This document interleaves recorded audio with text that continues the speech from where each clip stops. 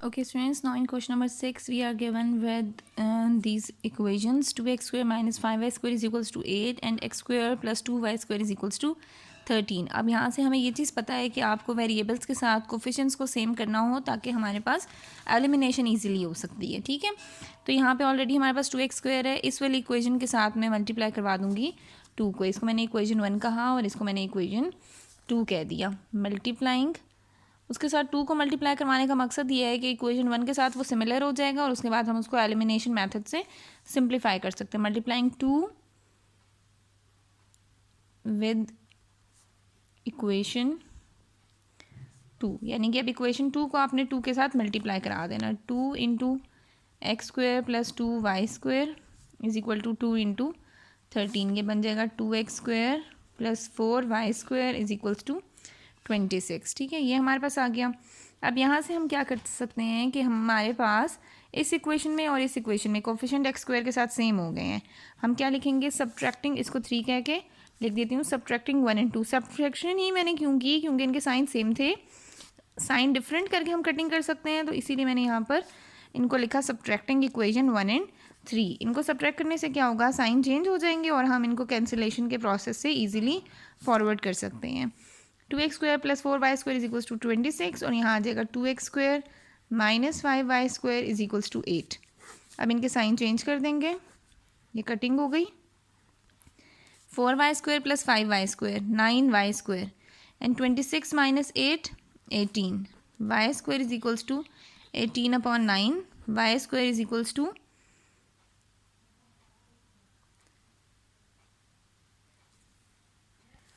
2। अब y हमारे पास रह जाएगा स्क्वायर रूट करने के बाद यहाँ से कैंसिल हो जाएगा और यहाँ रह गया y plus minus under root 2। ये हमारे पास आ गई y की वैल्यू। अब इस y की वैल्यू को आपने किसी भी इक्वेशन में लगाकर x की वैल्यू कैलकुलेट कर लेनी है।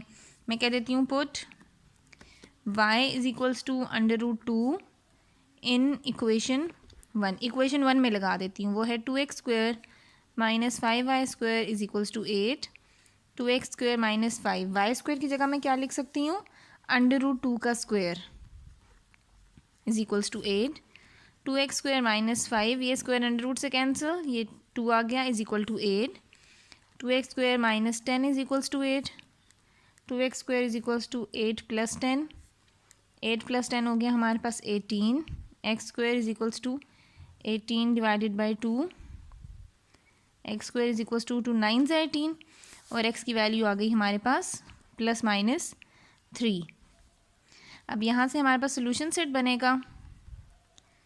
सोल्यूशन सेट कैसे बनेगा कि x की वैल्यू आई है प्लस माइनस 3, जब हमारे पास y की क्या वैल्यू थी, हमारे पास y की वैल्यू आई थी plus minus under root 2। Okay students, now in question number 7 we have another type of quadratic equation to simplify. यहाँ पर भी हमारे पास एक्स स्क्वायर है, वाई स्क्वायर है और एक्स वाई भी है, यहाँ एक्स स्क्वायर भी है, वाई स्क्वायर भी है।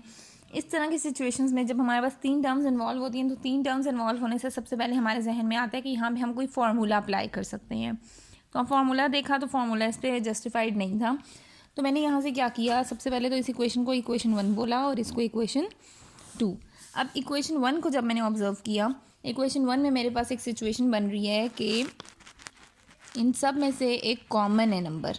कॉमन नंबर क्या है, 2x square minus 8xy plus 6y square is equals to 0। इनमें कॉमन आ रहा है हमारे पास 2, अंदर क्या रह जाएगा x square minus 4xy plus 3y square is equal to 0।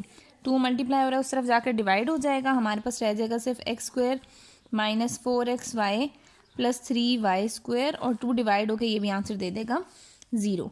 अब यहाँ पे हम इसको सिंप्लीफाई कैसे कर सकते हैं, हमारे पास मेथड है mid term breaking, factorisation, quadratic formula, लेकिन यहाँ पर हमारे पास मिड टर्म ब्रेकिंग जो है वो जस्टिफाइड है। एक्स स्क्वायर माइनस 3xy और माइनस xy जब करूँगी तो हमारे पास ये माइनस 4xy आ जाएगा। फर्स्ट 2 में से कॉमन आ गया x, यहाँ रह गया x माइनस 3y। नेक्स्ट 2 में से कॉमन आ गया माइनस y, अंदर रह गया x minus 3y is equals to 0। एक ब्रैकेट आ गई हमारे पास x माइनस 3y की और एक आ गई हमारे पास x minus y is equals to 0। दोनों को 1 बाय 1 आपने इक्वल टू 0 पुट कर दिया।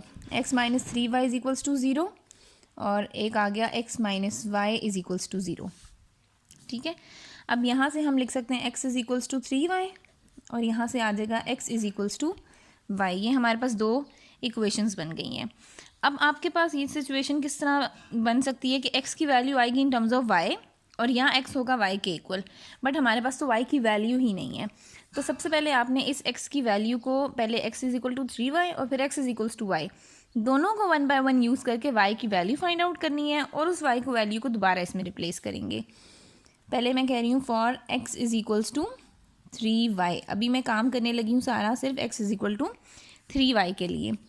Put it in equation 2। Equation 2 में इसको अगर मैं लगा दूँ ये बन जाएगा x square plus y square is equals to 45। x की जगह पर मैं लिख रही हूँ 3y ये square plus y square is equal to 45। यहाँ बन गया 3 का square 9y square plus y square is equals to 45।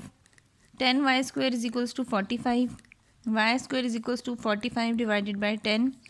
Y square is equals to 5 9 45 5 2 10 9/2 और y आ जाएगा हमारे पास प्लस माइनस 3/√2। ठीक है, अब y के हमारे पास दो आंसर्स आ गए हैं, प्लस माइनस 3/√2। ये एक तरफ से हमारे पास आंसर आ गया। अब इसमें इस आंसर को जब हम इसमें लगाएंगे x की वैल्यू के लिए, ठीक है, फिर हमारे पास x की भी वैल्यूज़ आ जाएंगी। Put y is equals to plus 3/√2 in equation, इसको मैं कह देती हूँ इक्वेशन 3। इक्वेशन 3 में मैंने इसको लगा दिया। ठीक है, अब यहाँ पर हमारे पास इक्वेशन 3 थी x is equals to 3y। x is equals to 3y की जगह पर हम लिख दिया 3/√2। ठीक है, एक दफ़ा प्लस में लिख देते हैं और एक दफ़ा माइनस वाला भी हम यूज़ कर लेते हैं। x is equals to 3y और x is equals to 3 into minus 3/√2। x is equals to 9/√2। x is equals to minus 9/√2। यानी कि हमारे पास एक सोल्यूशन सेट तो आ गया जिसमें हमारे पास यहाँ मैं एक सेट लिख देती हूँ for x is equals to 3y के लिए। जब हमने x की वैल्यू आई थी प्लस भी आ गई और माइनस भी, प्लस माइनस 9/√2 आई थी जब हमारे पास y था प्लस माइनस 3/√2।